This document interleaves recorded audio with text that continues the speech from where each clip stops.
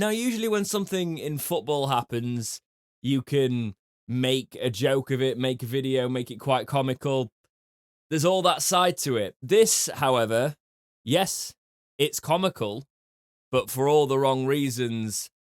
And the way this proposed Super League is going just signals the end for football. Now, that might still seem overdramatic to some. It depends on your background of football, where you come from, your history with the sport, your relation to sport in terms of your general life. There's so many factors to play, but it is unarguably killing the sport. It's going to kill the sport. And not just as we know it, it's going to destabilise the entire league structure, not only in England, but in most of Europe. I want to preface this video by saying that I'm not having a go at any of these fan bases, right? Usually when something kicks off in football, fan bases get very defensive of this club. This is one where all football fans, don't care who you support, should be on a united front here. Because something so egregiously greedy and selfish from these big six clubs in England forming this Super League, it needs to be condemned by every single football fan. Now, I was up a lot of the night watching this develop because I couldn't really take my eyes off it, and it's not really good for my health. I'm not that well at the minute, quite poorly, need to rest up, but you know, football happens and I was glued to it because that is what football is about, right? Football is about the dedication and the passion. But for those who don't know and might just be finding this video and they've got no real idea what this means, let me read to you the BBC statement on what the Super League is proposing. European Super League. Premier League's Big Six agree to join new league. Arsenal, Chelsea, Liverpool, Manchester City, Manchester United and Tottenham are among 12 clubs who have agreed to join a new European Super League, ESL. It is a seismic move for European football. The Premier League clubs will join AC Milan, Atletico Madrid, Barcelona, Inter Milan, Juventus, and Real Madrid. End quote. Right, that's great fixtures. They're brilliant. Champions League ties, those matches, you know, infrequent, big spectacle events, so much building up. They don't happen that often. Let's get those teams playing each other. Yeah, that's great. I love that idea. We've got that. It's the Champions League. This is a monopoly of these clubs are going to be guaranteed to play each other every single year. Because here's the thing. The 15 founder clubs, the way the league structure is going to work, the 15 founder clubs can never be relegated from this European Super League. They will be a consistent force in there, no matter where they place in their domestic leagues. Take the Big Six in England, the Big Six currently as well in England. Manchester United currently aren't even in the Champions League. They're not even in the highest level of European football. Nor are Arsenal, nor are Tottenham. Arsenal and Tottenham aren't even in the Europa League anymore. So to have a 20-club tournament where only 5 clubs from the entirety of Europe, can be promoted and relegated from that league after the initial year, it's ludicrous. Because guess what?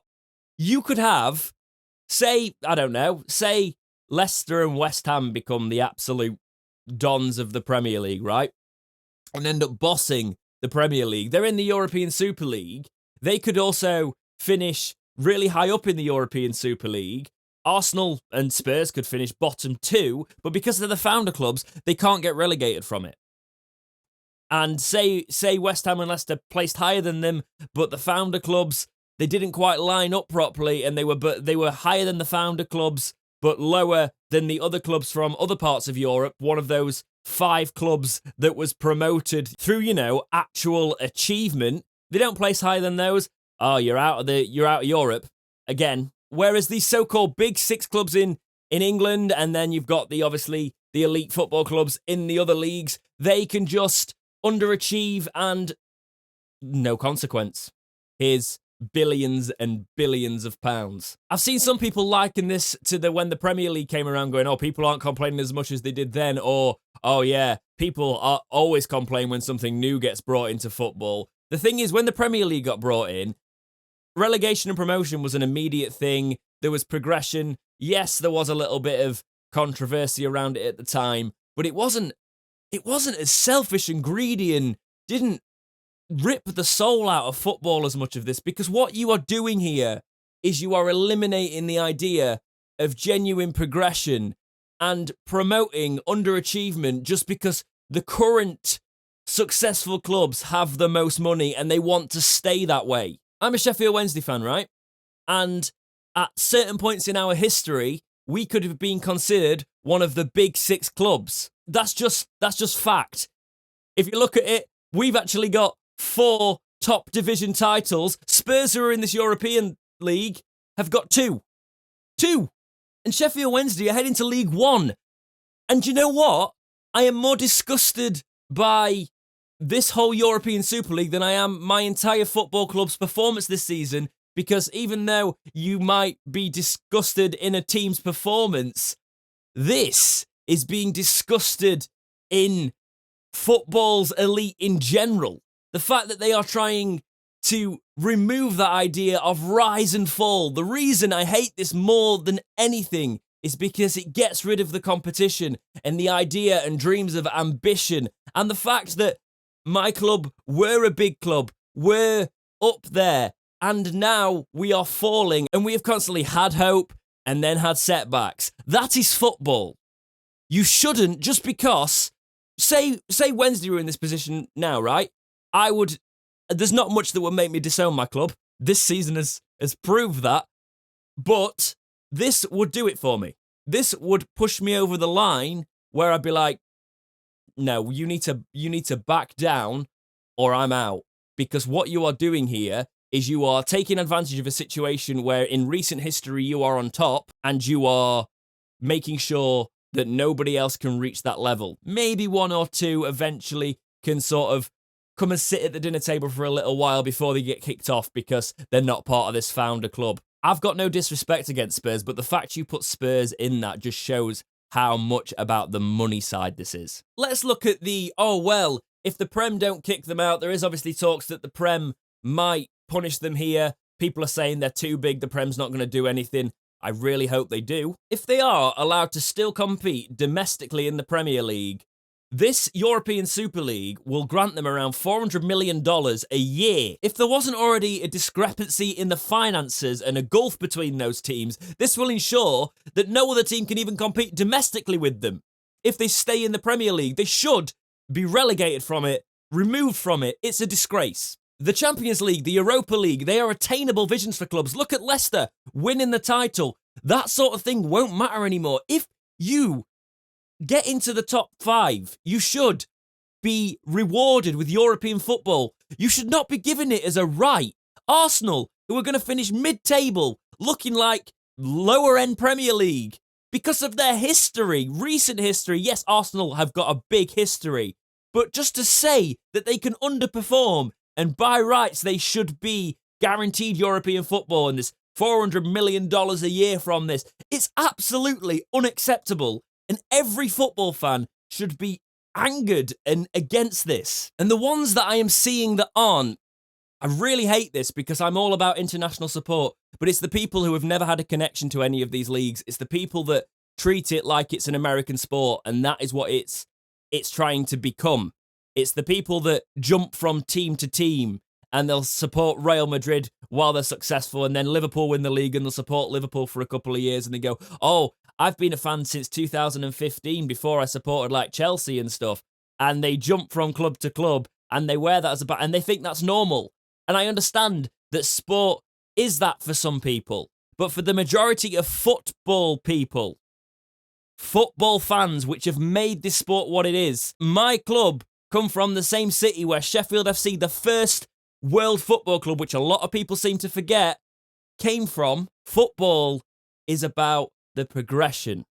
And football is about the hope of being able to reach the very top. Football is not about being handed things. Football is about earning your success and earning your money and earning your placement in these big European competitions. It is very different when you just watch elite sport on TV and think the idea of Liverpool playing Barcelona every week or whatever is going to be an exciting proposition. It won't be after about 5-10 years of it. It's boring, right? The rotation of clubs is what is exciting. This is what Americanizing a sport is doing. I have got nothing wrong with American sports, the way they do things, but American owners coming into the game here, and this is what you're seeing with the American ownerships of Big Six Premier League clubs. They are joining it, and they are treating it like an American sport. I'm sorry, there's garden sheds in England older than America. So yes, they aren't going to understand the level of history there, are they? I get that. And don't get me wrong, I like a lot of American influences on popular culture in England and the likes, but football, you can't do it the same way. You just cannot. There's a history there that goes back way before most of these international fan bases were interested in the sport. And if you take the history even out of it now, there are still competitive leagues and other clubs. Don't get me wrong, there's other clubs outside of those big six in the Premier League, let alone all the other divisions in those countries that are fighting with the hope that if they have a couple of good seasons, they can rise all the way up and get there and do a Leicester and go from being in the Championship to a few years winning the Premier League, because that is the magic of football. I've been looking at some verified tweet accounts on Twitter talking about this and quoting their sources. Dan Rohn says, according to a source, some of those involved in the ESL call traditional supporters of clubs legacy fans, while they are focused instead on the fans of the future who want superstar names. Does that not just say it all? Legacy fans.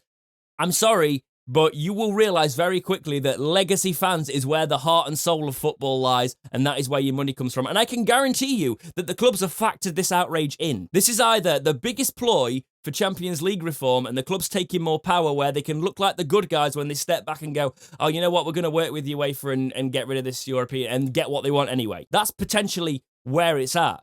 But the actual reality of that not being the case is so much worse with the European Super League. But that's the way that, yes, I understand. If you have only ever watched a club on television, necessarily, right, you could actually be an international fan, only watch the club on TV and still be outraged by this. You should be. Because if you are a real diehard fan of that club and not somebody who hops from club to club to club, you should respect the history of your club and realise that this goes against everything that football stands for. Everything. Let's have a quick look into the eligibility of what makes a Big Six club or a big club in Europe. This is from Cave from Sky. Benfica, Celtic, Feyenoord, Ajax, Forest, Villa, Hamburg, Bucharest, Porto, PSV, Red Star Belgrade, Marseille and Dortmund have won 19 European Cups. Arsenal, Atletico Madrid, Man City and Spurs have won 0. But they are these elite clubs that are going to be guaranteed Europe and $400 million every year, because that's fair. And that is not just a cash grab and hoarding all the wealth. I said it earlier, this could be any other club at any point of history. This could have been Sheffield Wednesday, this could have been Nottingham Forest, this could have been Villa when they were, when they were up there. This could have been any point of history where it was a different set of clubs. But now this is going to destroy football for all the other clubs. And if you are a fan base of one of these Big Six clubs, you need to make your voice heard louder than even the rest of us, because one day, yes, you could have the falls, but trust me, if there isn't the idea that you can fail, the successes will not feel the same. The most exciting part of football is teams coming from late behind and, snatching a last-minute winner, or remember the Aguero scream where City got their first title in the Premier League in that magnificent way, and the history behind all of that. The history's not going to fade, right? But we're never going to have the same thing again. We are never going to have that because of this monopoly of a certain group of clubs that are constantly going to have that level of money and success. And if they are allowed to stay in the domestic leagues, it will get further and further apart from any form of competition. And I'm sorry, it's going to kill the sport. Maybe not immediately. Maybe it'll be fun for a few years seeing this, but eventually it will get dull. It will become as mundane as just some people, international friendlies. I can't be bothered. I only really like it when there's something at stake in the World Cup. And you know what's funny? Talking about the World Cup, they are now saying, because there's talks of banning players that play for these clubs in the European Super League from the World Cup and tournaments like that, they're going to start their own. Oh, we'll just start our own. Mohamed Salah's going to play on his own for Egypt, is he? How's this going to work? I've got so much more to say on this, and I will as this story develops, and there's going to be pushback to this, but I do feel like they've factored in the pushback. But money talks, and that is what this sport is becoming. We need to do our very best with the little power we have. It just shows that we are numbers on a spreadsheet to so many of these clubs. You'll never walk alone with Liverpool. Working class city. I've lived in Liverpool. I love that city. That club always actually was a thing where, you know, the respect I had for that club, especially because of living there, and you felt like they tried to make the connection. This just shows that there is no connection between these elite clubs and the fan bases anymore, because the fan bases can be from highly densely populated countries that are watching it on TV, and that's where all the money is. And these tournaments can be held, the European Super League can be held in Qatar all the time, where all the money is coming from. Whoever wants to pay the most, they can host the next European Super League, Barcelona versus Liverpool, while we never really have a true success story, rags to riches, building up through the leagues thing again. The time of recording this, Bayern and Dortmund, the German leagues, aren't having any of it. 51% fan ownership. That's what's done that. Fair play to them. There's talks about them joining it a little bit later on. We will see what happens. But more clubs need to take a stand. This is what really needs to happen. Players for these clubs. Big players. Harry Kane, biggest player at Spurs. Marcus Rashford's done so much good recently. Those sort of players, big voices. Take a step back. Tell your clubs. These players that are set for life already. Trust me, you'll get football somewhere else, but you'll also gain a lot more respect if you speak out against this. This is possibly a ploy for more control for these clubs, and it won't go down like it said. If it does go down like it said, it's the end of football. But we also need to make sure we don't forget, if they do backtrack slightly on this, and they come to some sort of compromise, we need to remember the way they did it. Players speak out against your clubs. Fans, don't forget this. This is an insult to football. And I don't even want to think about the long-term consequences of this, because it's horrific. But let me know what you think on the proposed European Super League. Yes, I know a lot of my viewership are lower league support, so you probably think it doesn't affect you directly, but it could one day. And that's the whole point of this, the whole argument I'm trying to make here.